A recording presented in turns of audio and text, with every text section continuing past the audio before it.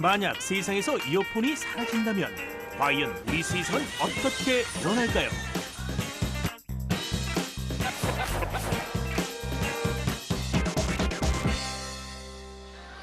카페에 출근하기 위해 대중교통을 이용하려는 진주 씨. 지루함을 달래기 위해 영상을 시청하는데요. 그런데 이때 시끌시끌한 음악 소리와 함께 등장한 남성. 스웩 넘치는 음악에 제대로 심취했습니다. 음악을 왜 이렇게 크게 듣는 거야? 소리가 하나도 안 들리네. 이어폰이 없으니 모두들 소리를 들을 땐 스피커 온! 아이고, 이거 완전 소음이네요, 소음. 저기요. 음악 조금만 줄여주시면 안 돼요? 뭐예요? 그쪽도 동영상 켜고 보고 있잖아요. 서로 조금만 양보하면 될 텐데 이런 상황이야말로 딱 이어폰이 필요한 때겠죠. 여기서 잠깐, 귀에 압착하는 방식에 따라 이어폰과 헤드셋으로 나뉘는 이어폰. 스피커로 듣는 것보다 작은 음성 신호까지도 재생할 수 있기 때문에 이어폰을 많이 사용하죠. 이렇게 사람들이 많은 공공장소에서는 다른 사람들에게 피해가 가지 않도록 이어폰을 많이 사용하자고요.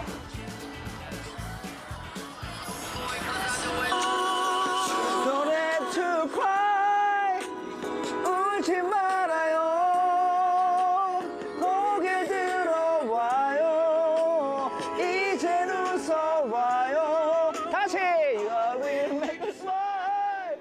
다시. 이어폰이 없는 세상에선 무엇보다 배려심이 꼭 필요하다고요. 라인전하면서 압박 넣고 있는 바텀은 원하는 만큼 압박을 같은 날 진주 씨가 일하는 카페. 역시나 크게 튼 오디오 소리가 카페 안을 가득 채우는데요. 겁내하지 않습니다. 베이커를 그리고 진짜 오랜만에 책 좀 읽으려고 그랬는데 시끄러워 죽겠네 진짜. 맞춰가고 있다. 조용히 책을 읽으려던 손님 병욱 씨에게 그만 방해가 되고 맙니다. 잔뜩 화가 난 병욱 씨가 결국 한마디 하려는데요. 저기요? 저 너무 시끄러워서 그러는데요. 소리 좀 줄이고 보면 안 될까요? 뭐래? 도서관도 아니고. 제 맘이에요. 카페잖아요. 저기요? 하루가 멀다고 오디오 문제로 싸움이 일어나기 일쑤. 저기요? 한두 번도 아니고 매일 카페 상황이 이렇다 보니 귀마개는 필수가 됐네요. 그냥 지나가는 날이 없네, 날이 없어. 아유, 진주 씨도 참 괴롭겠어요. 결국 상황은 크게 치닫고 마는데요. 저기요? 네? 지금 너무 시끄러워서 그러는데요. 네네. 저런 사람들은 좀 자제 좀 시켜줘야 되는 거 아니에요? 저런 사람이 한두 명도 아니고. 전 그렇게 시끄러우시면 이거라도 끼실래요? 깨끗이 썼는데. 아니, 장난해요 지금? 네? 나 진짜 다시는 안 와요. 손님 또 나갔네. 이대로 안 되겠다. 특단의 조치를 취할 수밖에.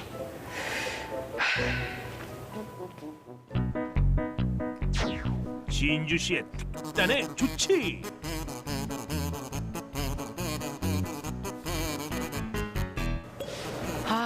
귀마개처럼 내 귀에 딱 붙어서 들려주는 장치만 있으면 딱인데 어디 그런 물건 없나? 영상 재생이며 음악 재생이며 온갖 소음들로 가득한 세상. 여러분이라면 어떨 것 같나요?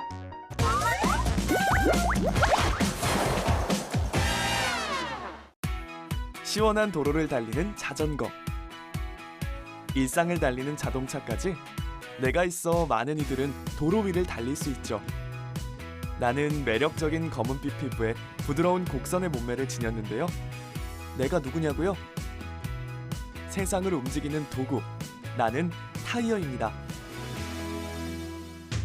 자동차나 자전거 등의 바퀴, 바깥둘레에 끼우는 사물인 나, 타이어.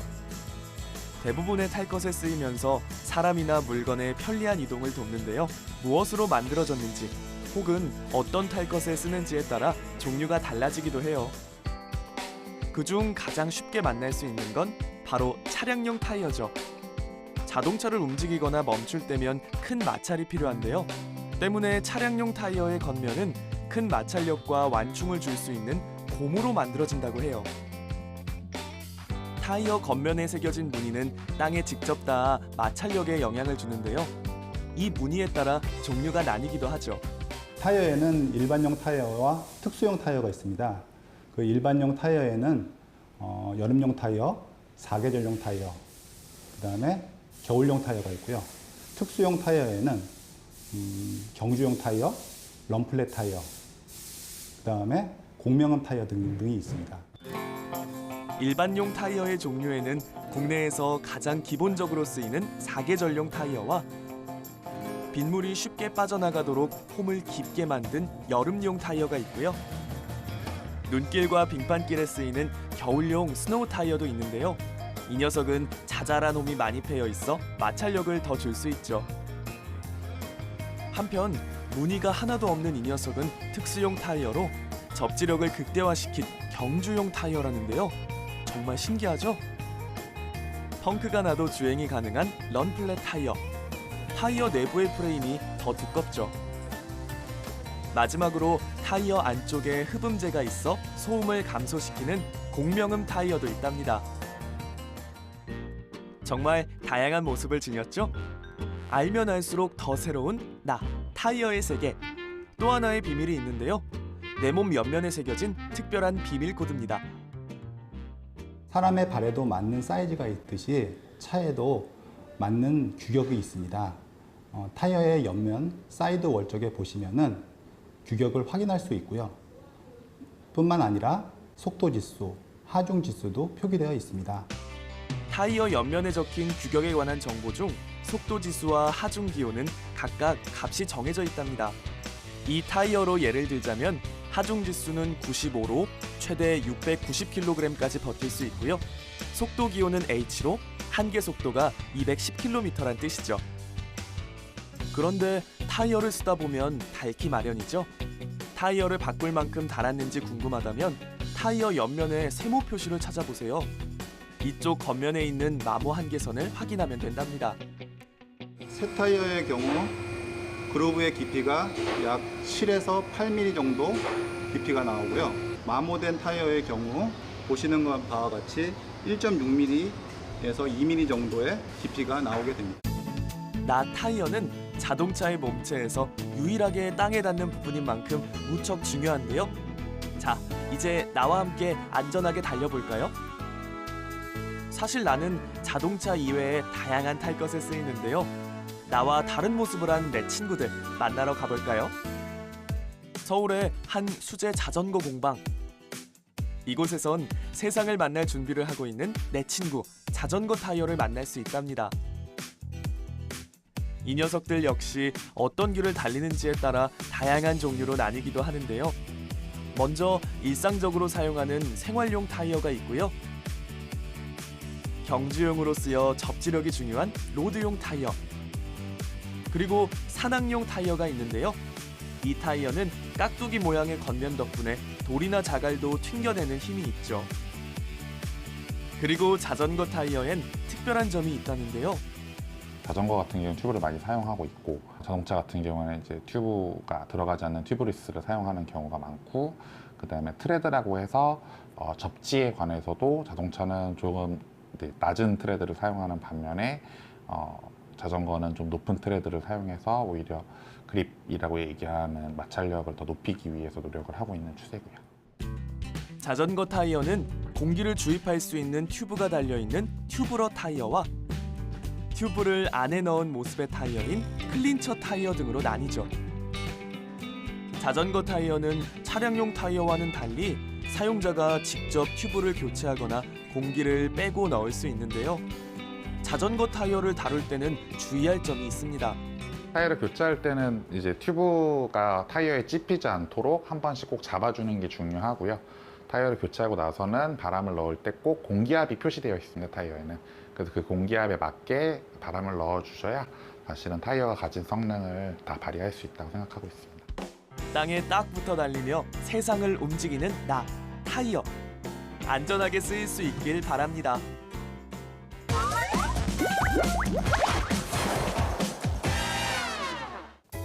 안녕하세요. 땡뷰 조은영입니다. 자동차에서 유일하게 땅에 닿는 부분인 타이어. 이 타이어에는 어떤 비밀들이 숨겨져 있을까요? 지금부터 3가지 키워드를 활용해서 타이어에 대해서 좀 더 자세하게 살펴보도록 할게요. 먼저 첫 번째 키워드는 검은색입니다. 타이어 대부분이 검은색으로 되어진 이유가 뭘까요? 타이어가 검은색인 이유는 강도와 비례하기 때문인데요. 타이어는 합성 고무와 천연 고무가 주 원료인데 이 고무는 말랑말랑하고 또 잘 무르고 마찰에 의해서 쉽게 무뎌지기 때문이에요. 그래서 이런 부분들을 보완하고자 석유 정제 후에 나오는 검은색 가루인 카본 블랙을 넣어주게 되죠. 카본 블랙은 고무와 결합을 하게 되면 내열성, 강성, 마모성 그리고 노화성 등이 좋아지게 되는 역할을 하게 됩니다. 그래서 타이어는 대부분 검은색으로 이루어져 있어요. 두 번째 키워드는 바로 아들인데요. 이 아들인 키워드는 공기 타이어가 발명된 이유와 연관이 돼 있어요. 과거에는 바퀴가 그런 쇠나 나무로 되어 있고 그 부분에 생고무를 덧댄 형태로 타이어가 이루어져 있었거든요. 1880년대 수의사 던 로비라는 사람이 아들이 있었는데 이 아들이 자전거를 타고 가다가 크게 넘어지게 돼요. 그러면서 던 롭은 좀 더 안정성이 있는 그런 타이어를 개발하기 위해서 고민을 하기 시작합니다. 그러던 어느 날 축구공에 바람을 넣다가 아이디어를 얻게 됐고요. 1888년 이런 압축 공기 쿠션을 이용한 공기 타이어를 처음 개발을 하게 되죠. 이후에는 자전거와 그리고 자동차에도 이런 타이어를 사용을 하게 되는 겁니다. 마지막 키워드는 바로 수명인데요. 타이어의 수명을 늘려줄 수 있는 습관에 대해서 말씀드릴까 해요. 만약에 일반 세제로 우리가 타이어를 씻게 되면 타이어에 첨가된 노화를 억제시켜주는 성분들을 같이 떠내려가게 된다고 해요. 그래서 부드러운 소리나 깨끗한 물로 가볍게 씻어주는 게 제일 좋고요. 잘 말려주시는 것도 포인트입니다. 지금까지 타이어에 대해 살펴봤고요. 저는 띵뷰의 조은영이었습니다.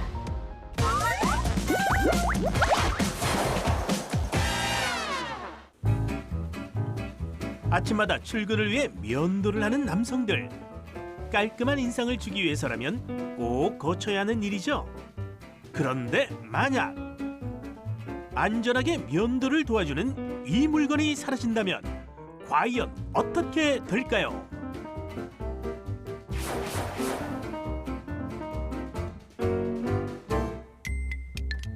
날카로운 날로 섬세하게 면도를 하는 킹캠프 질레트. 하지만 아무리 조심하려 해도 여기저기 자꾸만 날에 베이고 마는데요. 면도를 할 때마다 상처가 누는구나 늘어.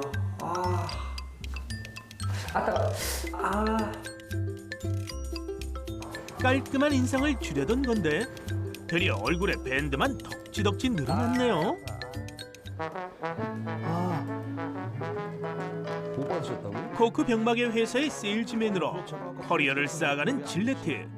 하지만 질레트에겐 다른 꿈이 있었는데요. 질레트. 페이트 사장님. 야, 일 열심히 하고 있네. 나도 기발한 거 아주 그냥 기가 막힌 거 그냥 개발해가지고 그냥 성공하고 싶다. 이봐, 이 발명이라는 건 누구나 할 수 있는 거야. 자, 한 번 쓰고 버릴 만한 그런 물건들을 만들어 보는 거 어때? 그러니까 그게 쉽냐고요. 도대체 그런 게 뭔데? 개발을 해야지. 됐습니다. 저는 질레트의 야심찬 꿈은 바로 위대한 발명. 과연 윌리엄 페인트에게 조언을 받은 질레트는 아이디어를 떠올릴 수 있을까요?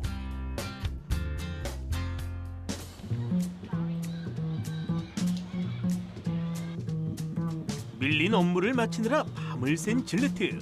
일어나요. 아침이에요, 아침.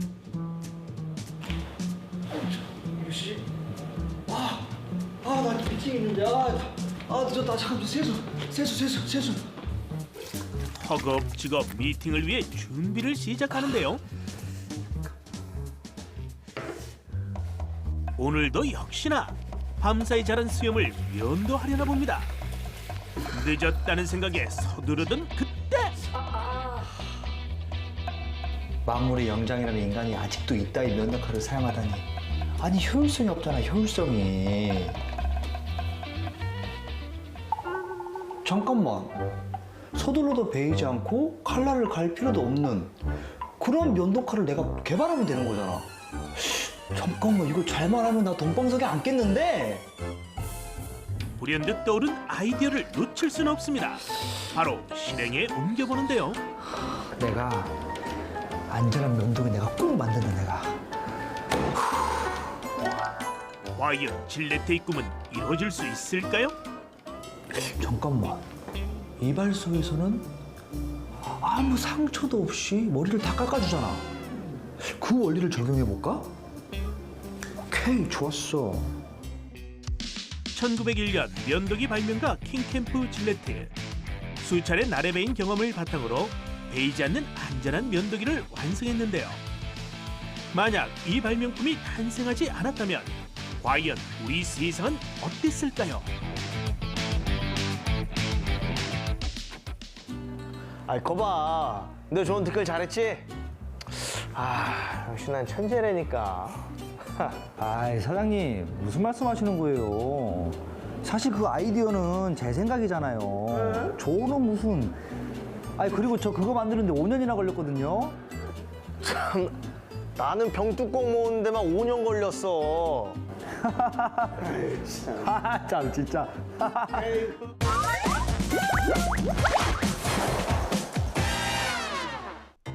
테이블, 식탁, 책상. 나는 이들과 짝을 이루는 사물입니다. 내 몸에는 물 흐르듯 유연한 곡선의 미가 있는가 하면 가늘고 곱게 뻗은 직선의 아름다움도 공존합니다. 사람들에게는 휴식과 안락함을 상징하는 사물이기도 하죠. 내가 누구냐고요? 일과 휴식, 당신의 모든 일상을 함께하는 나는 의자입니다.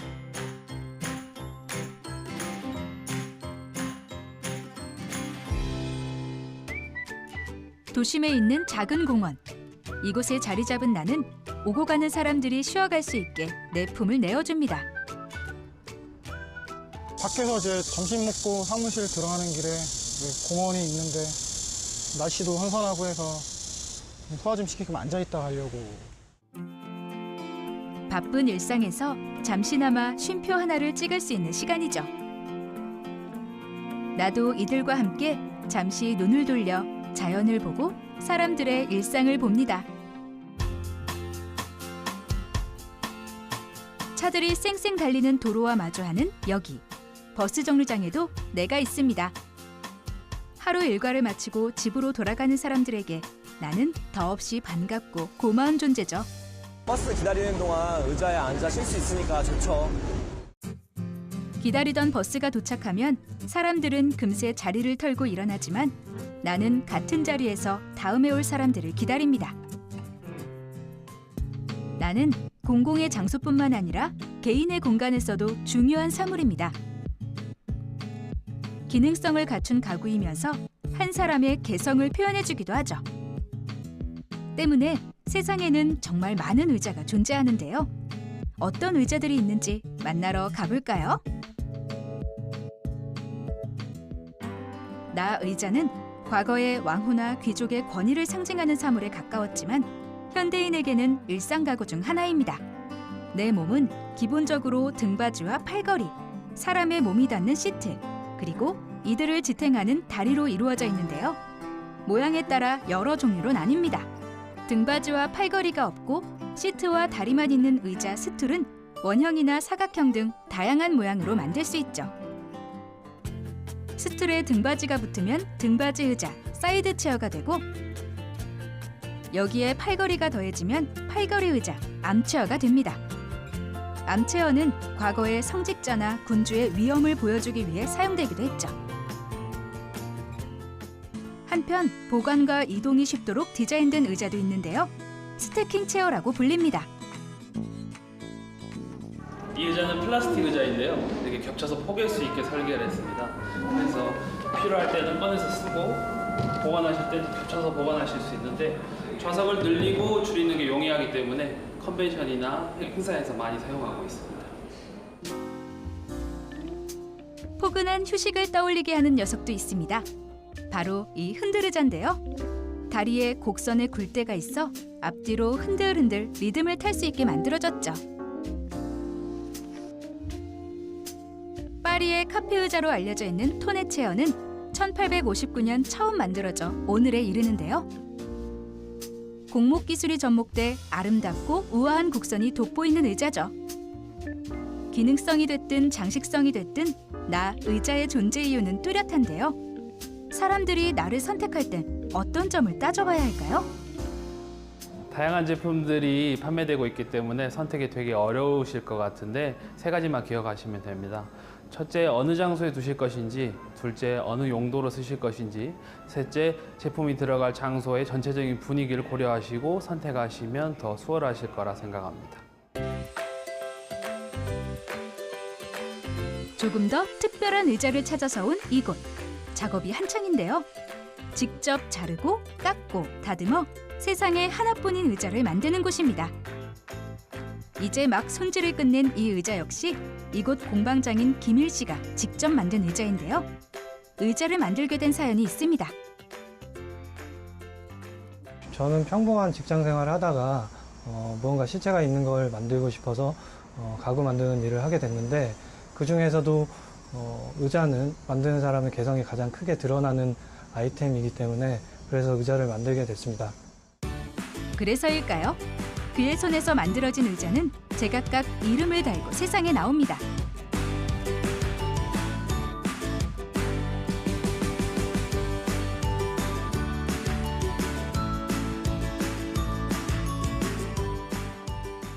김일 씨에게는 나 의자가 일상의 가구이면서 작품이기도 한 셈인데요.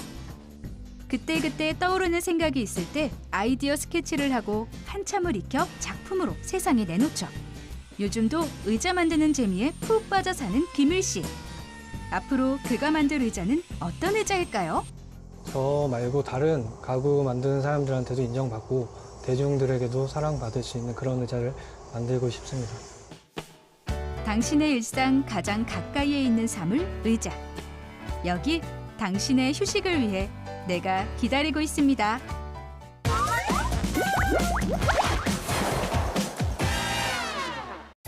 안녕하세요. 띵뷰 조은영입니다. 이번 아이템은 바로 이 의자인데요. 우리나라 사람들이 앉아있는 시간이 하루 평균 7.5시간, 전체로 따지면 3분의 1에 해당하는 시간입니다. 그러니까 우리 몸에 끼치는 영향도 크겠죠. 그래서 의자에 바르게 앉는 방법과 또 의자를 활용한 스트레칭에 대해서 지금부터 한번 알아볼게요.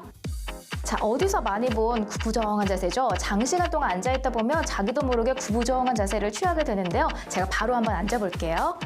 자, 엉덩이랑 허리를 의자 뒤쪽으로 끝까지 끌어당겨 주신 다음에 등이랑 또 허리가 곧게 펴서 구부러지지 않게끔, 뜨지 않게끔 세워서 앉아주세요. 등받이의 각도는 100에서 110도 정도를 유지해 주시는 게 좋고요. 또 의자의 높이는 발바닥 전체가 바닥에 닿을 수 있을 정도가 가장 바람직하다고 합니다. 자, 이런 자세를 취할 때 정말 하지 말아야 하는 자세가 있는데요. 바로 다리를 꼬아주는 거, 그리고 엉덩이를 의자 끝에 걸쳐서 앉아주는 자세는 척추 건강에 좋지 않다고 하니까 되도록이면 비금물입니다. 그리고 무엇보다도 장시간 동안 같은 자세를 취하지 않는 게 가장 중요한데요. 1시간에 한 번씩이라도 틈틈이 몸을 좀 움직여 주시는 게 좋아요. 그래서 앉아서라도 스트레칭을 할 수 있는 방법에 대해서 설명을 좀 드릴게요. 먼저 첫 번째로 다리를 앉은 상태에서 쭉 펴주시고요. 발끝을 당겼다가 밀었다가 당겼다가 이렇게 3회에서 5회 정도 반복을 해주세요. 간단하죠? 그리고 다음 자세는 왼쪽 발목을 오른쪽 무릎 위로 올려주시고요. 양손을 이렇게 두신 상태에서 몸을 숙여주세요. 이때 몸을 곧게 편 상태로 숙여주는 게 가장 중요하다고 합니다. 자, 이런 자세를 취할 수 없는 상황이라면 기지개를 틈틈이 켜주시는 것도 스트레칭에 도움이 된다고 해요. 저는 띵뷰의 조은영이었습니다. 성공인가요? 오케이! 들려주는 장치만 있으면.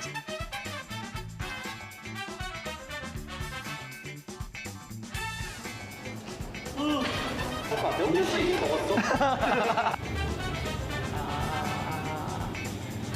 사장님, 안 가요? 아, 난 사장이랑 할 일이 없어. 저기요? 너무 시끄러운데. 다시 행복만 주